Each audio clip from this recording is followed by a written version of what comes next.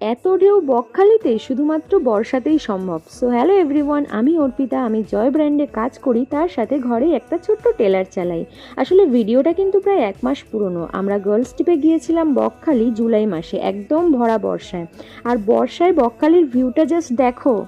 বকখালির এই অফবিট প্লেসটাই এই first time গেলাম। একেবারে ফটোজেনিক এরিয়া, চারিদিকে ফাঁকা, শুধু বালি আর বালি।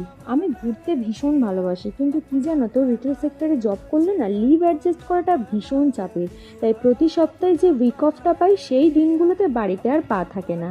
তাই ওই একদিনের ছুটি কাটানোর জন্য ভোর ভোর বেরিয়ে গিয়েছিলাম ট্রেনে করে। মাত্র 2 ঘন্টার মধ্যেই আমরা বারুইপুর থেকে পৌঁছে গেছিলাম নামখানা, আর তারপর অটোতে করে বকখালি। তবে আমরা কিন্তু খুব সুন্দর একটা ওয়েদার পেয়েছিলাম, মাঝে মাঝে রোদ, মাঝে মাঝে বৃষ্টি, আর তার সাথে এরকম ঢেউ।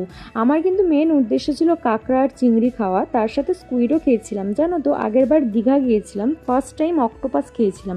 এত বাজে টেস্ট ছিল যে এখানে আর সাহস পাইনি খাওয়ার, কিন্তু স্কুইডটা খেতে বেশ ভালো ছিল। সন্ধ্যাবেলা কিন্তু বকখালি ভীষণ জমজমাট থাকে। তোমরা কারা কারা বকখালি গিয়েছো অবশ্যই জানিও কিন্তু। ভিডিওটা যদি ভালো লাগে অবশ্যই কমেন্ট করো।